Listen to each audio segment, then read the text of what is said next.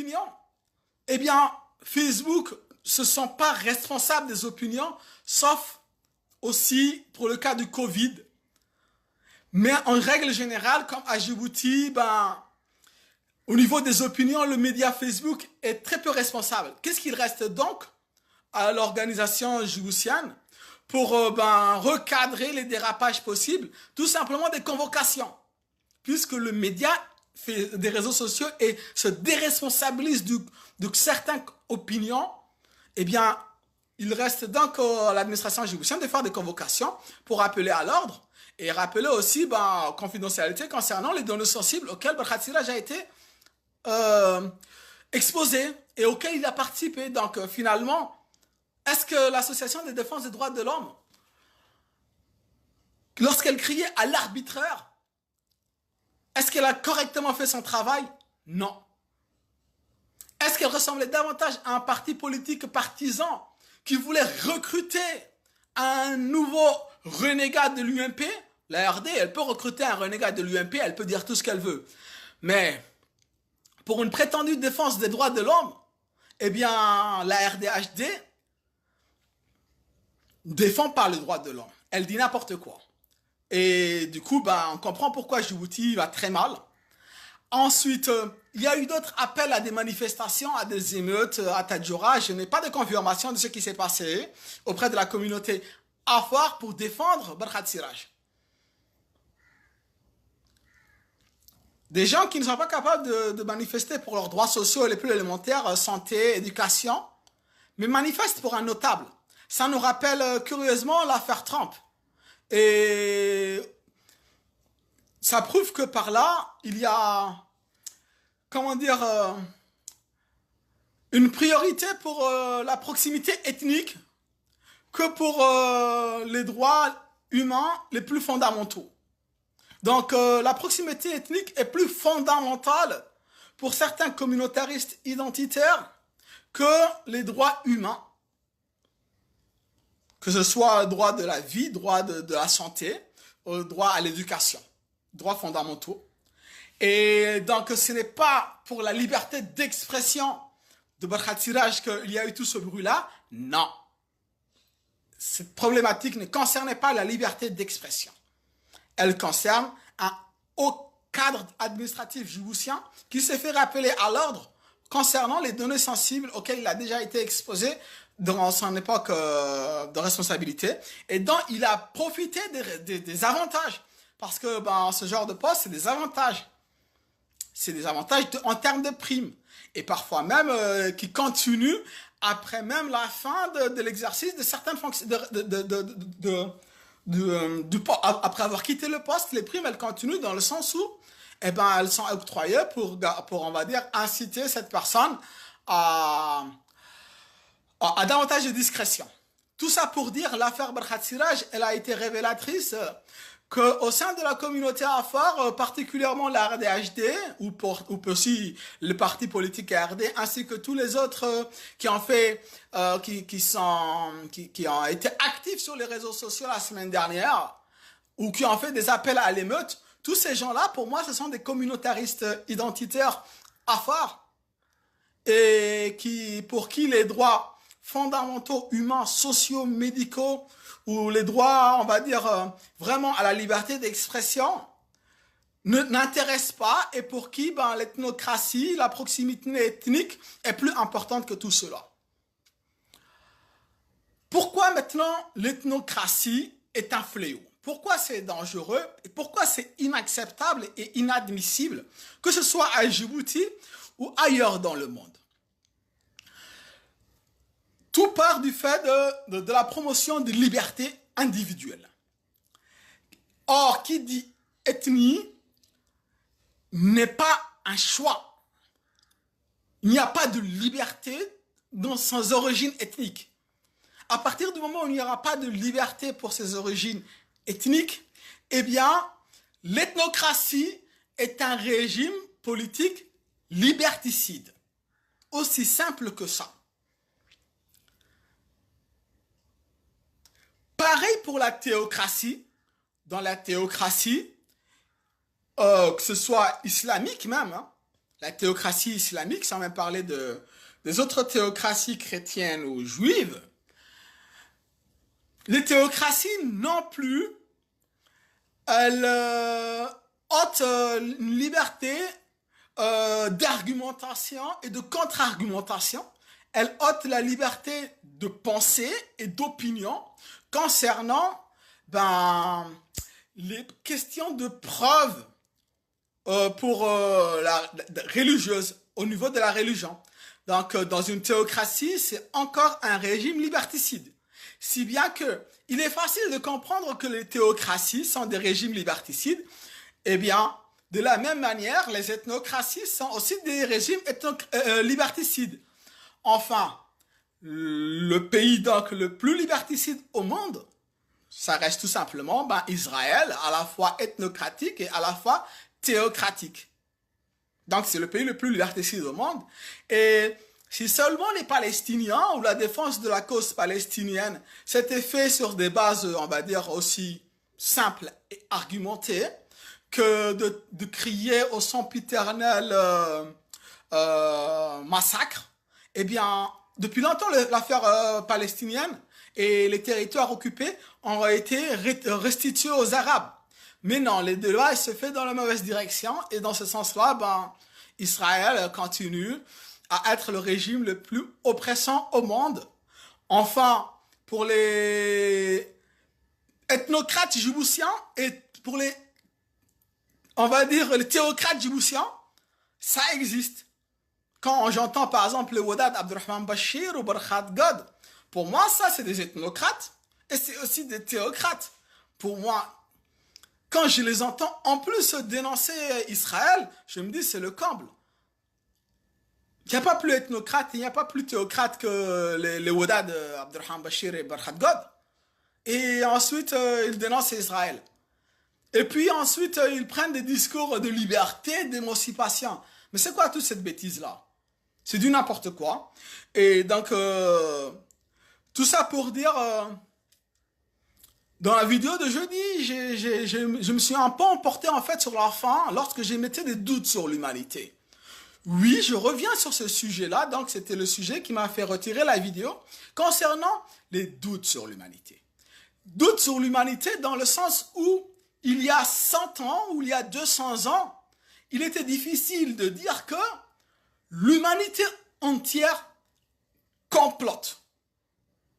Que l'humanité entière est de mèche dans des choses, on va dire, dans de la corruption. Donc l'humanité entière, c'est-à-dire ceux qui ont le pouvoir, une grande partie de ceux qui ont le pouvoir complotent pour des manières malveillantes. Il y a 200 ans, c'était impossible de le faire. Et du coup, on aurait pu penser à une pluralité dans le pouvoir et on aurait pu penser à un équilibre des forces. Sauf qu'en 2021, avec les moyens de télécommunication de plus en plus importants, sans même parler de toutes les bavures du G5, les Américains et leurs bavures de fake news durant la guerre d'Irak, que ce soit l'annexion de la Crimée par la Russie, que ce soit les Français et le désastre libyen de l'intervention en Libye, de l'usage disproportionné de la force par Sarkozy, ça nous fait combien? Déjà 3 pays du G5, auxquels s'est ajouté l'année dernière la Chine, avec le scandale du lanceur d'alerte Li Weilang concernant la Covid-19 dès le mois de décembre et qui est mort dans des circonstances dramatiques et inconnues et à ce moment, en décembre, l'alerte sur le Covid a été étouffée. Ça nous fait quoi? 4 pays du Conseil de sécurité de l'ONU qui ont couvé des fake news. Si c'est ça le Conseil de sécurité de l'ONU, c'est-à-dire la plus haute instance de l'humanité, les gens les plus puissants de l'humanité qui diffusent de telles fake news, eh ben, on peut légitimement douter de cette humanité-là. On peut légitimement douter de cette humanité-là et puis voilà. Donc, l'Angleterre aussi, elle était complice, elle était de mèche avec les États-Unis durant la guerre d'Irak. Qui reste-t-il maintenant du Conseil de sécurité de l'ONU? personne. Donc, voilà, je suis en train de reformuler mon doute sur l'humanité pour dire que l'humanité n'a pas le monopole de la bienveillance et n'a pas le monopole de la vie. Et que, en conséquence, lorsqu'on voit la situation climatique, lorsqu'on voit la situation des inégalités sociales, des richesses qui augmentent, rappelons que la démocratie grecque était déjà contestée par des philosophes comme Socrate, que la démagogie était dénoncée dès cette époque-là. Et pour cela, pour relancer une démocratie dans le sens de réduction des écarts des droits politiques, et donc en donnant des droits politiques aux citoyens, donc on réduit les inégalités de prise de décision politique entre les citoyens et le gouvernement, en donnant des droits de participation politique aux citoyens. Eh bien, lorsque les citoyens qui avaient ce droit, on va dire, de participation politique se retrouvent avec le Conseil de sécurité de l'ONU qui diffuse des fake news, eh bien, il va y avoir tout simplement un creusement des inégalités en cascade, que ce soit les inégalités économiques et sociales, comme ça a été le cas où les États-Unis ont vraiment profité de la fake news de la guerre d'Irak durant les années 2000 et 2010, et où encore la destruction de la Libye a profité à la France qui a relancé des contrats juteux avec le Qatar. Qatar substitue au pétrole libyen. Et puis encore et encore et encore. Donc finalement, douter de l'humanité en 2021 est tout à fait raisonnable. Parce que actuellement, l'humanité est capable de comploter à un niveau planétaire. Les moyens techniques le permettent et il est donc plus raisonnable de douter de l'humanité que de croire en un équilibre des forces qui n'existe pas. Enfin, tout ça pour dire que la menace ethnocratique, elle toque à toutes les portes. La menace théocratique, elle toque à toutes les portes. Le cas de Trump et du Capitole est là pour nous le rappeler. Le cas de Marine Le Pen et autres Zemmour en France est là pour nous le rappeler, sans parler des Viktor Orban et autres, ou même Erdogan théocrate. Tous ces problèmes, tous ces gens-là nous rappellent un recul des libertés des citoyens et un creusement des inégalités entre les décideurs et le peuple et les citoyens. Sur ce, finalement, je vais arrêter ici cette vidéo. J'ai eu l'occasion de rappeler que la communauté Afar à Djibouti se prend très mal pour contester l'arbitraire, se prend très mal pour contester l'abus de pouvoir. Et lorsque des associations prétendues de droits de l'homme ne font pas attention au langage qu'ils utilisent pour dénoncer le gouvernement djiboutien, eh bien, qu'est-ce qu'on pourrait attendre des gens qui ne sont pas formés au droit? Donc, qu'est-ce qu'on pourrait attendre de progrès à Djibouti? Finalement, lorsque on critique la communauté Afar d'être elle-même aussi, on va dire, ethnocratique, ethniciste, ségrégationniste que le gouvernement UMP d'Ismaël Omar Guelleh Issa Hassan, eh bien, aujourd'hui, Ilyas Abderrahim, je peux, à travers l'affaire de Berkhat Siraj, argumenter que la communauté Afar est elle aussi profondément malade du fléau identitaire, chauviniste et ségrégationniste. Je peux le témoigner, dans le sens où, dans les années 80-90, j'étais trop jeune pour connaître les détails du conflit Hassan Gouled de Ahmedini, où durant les années 2000, je n'avais pas assez d'informations, en 2000-2010, je n'avais pas assez d'informations sur la communauté Afar, et que j'ai souvent défendu vis-à-vis de l'abus de pouvoir, dans le sens où ceux qui ont le pouvoir seront pour moi toujours les plus dangereux.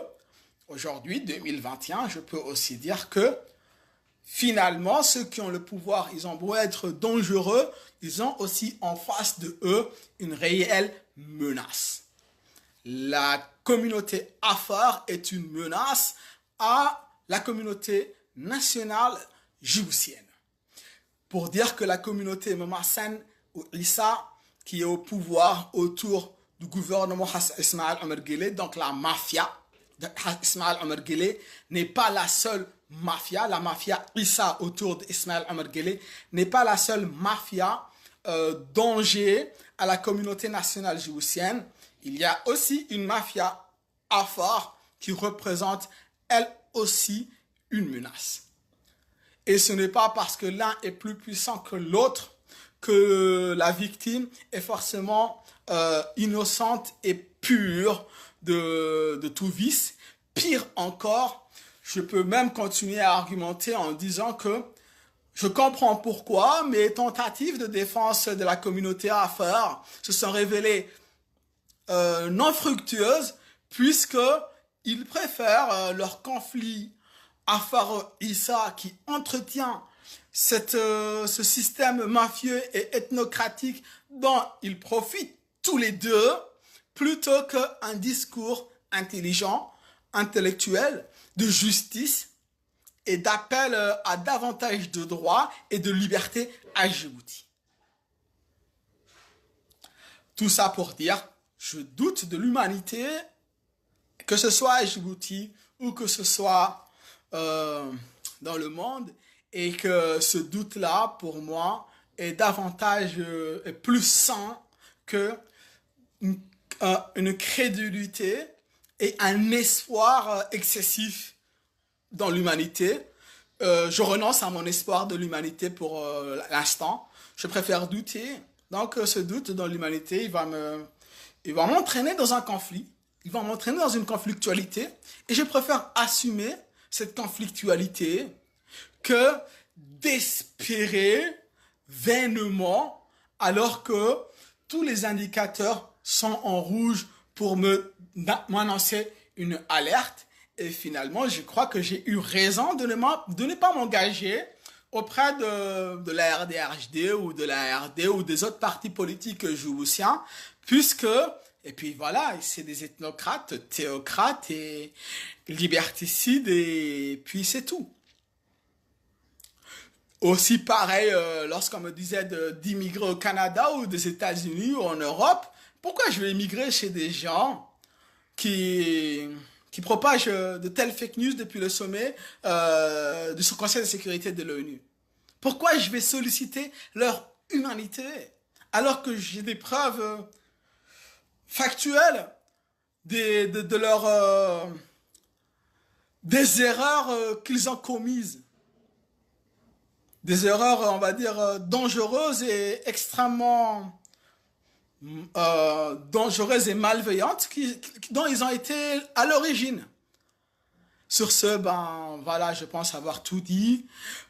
Pour la paix entre Israël et Palestine, Nour, ben que Israël renonce à son ethnocratie et sa théocratie. Pareil pour les Palestiniens, les Arabes, panarabisme, c'est de l'ethnocratie. L'islamisme, c'est aussi de la théocratie. Palestine et Israël, c'est blanc bonnet, bonnet blanc. Même s'il y en a un qui est plus violent et plus destructif que l'autre, les Palestiniens ne sont pas innocents et ne sont pas, on va dire, aussi honnêtes qu'ils se prétendent, et ils sont victimes. Ils sont victimes d'un abus de pouvoir de la part d'Israël, mais ben ça ne les rend pas purs innocents.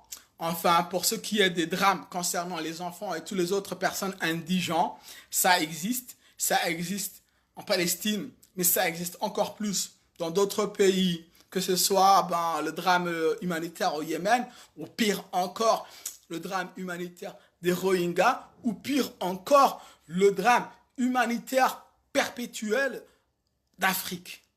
les enfants africains vivent un drame perpétuel depuis plus de 100 ans, un drame humanitaire perpétuel.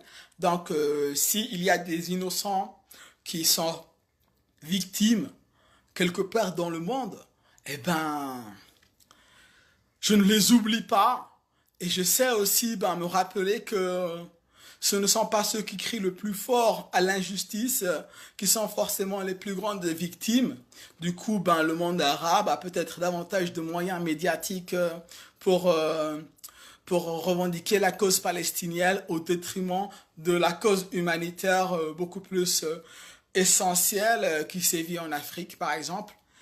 Enfin, un dernier mot, oui, pour les artistes djiboutiens qui sont calomniés de tout et de n'importe quoi, pendant que des crapules comme Barkhat Siraj sont blanchis de tout défaut. Pourquoi se moquer de Awale Aden qui n'a pas été invité au 27 juin, pendant que de l'autre côté, ceux-là même qui blâment Awale Aden blanchissent Barkhat Siraj.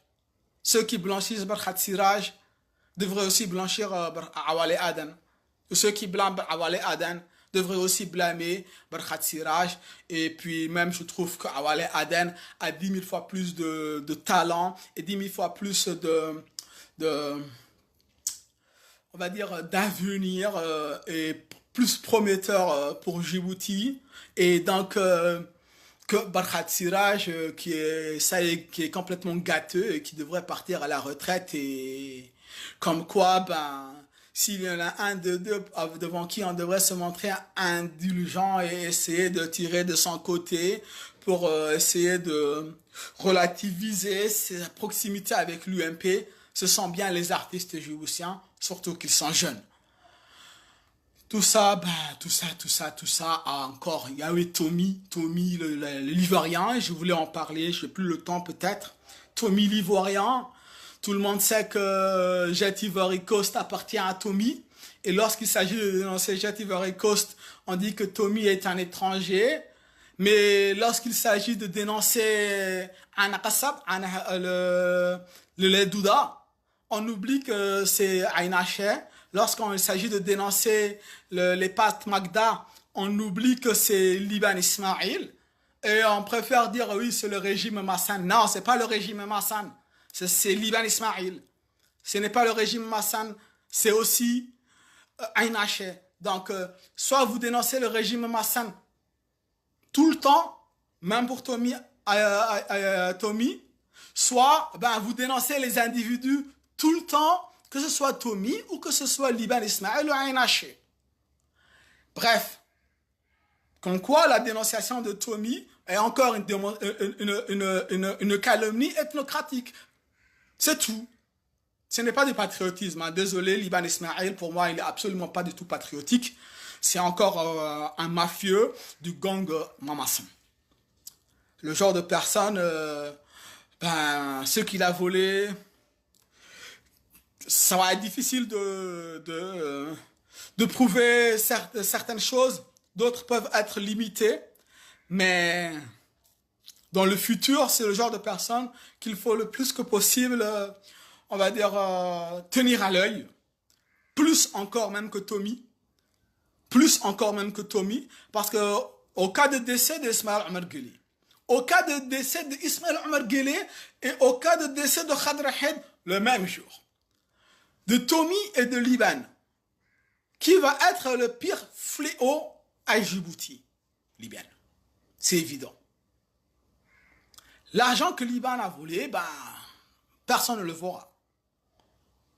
Pire encore, c'est que lui, il n'a même pas besoin de se justifier ou de chercher des alliances. C'est tous les ethnocrates qui vont lui courir après. Tout ça pour dire, à Djibouti, il y a plein de problèmes d'ethnocratie et ou de dénonciation, on va dire, totalement illogique, que le régime d'Ismaël Omar Guelleh n'a pas le monopole on va dire, de l'illégitimité et de l'illogique. Les opposants à RDHD, ARD, Modèle et tous les autres sont aussi illogiques. La société civile djiboutienne, ceux qui sont sur les réseaux sociaux qui critiquent Tommy, ils sont aussi illogiques. Les affaires, communautés affaires qui descendent par Barkhat Siraj, totalement illogique.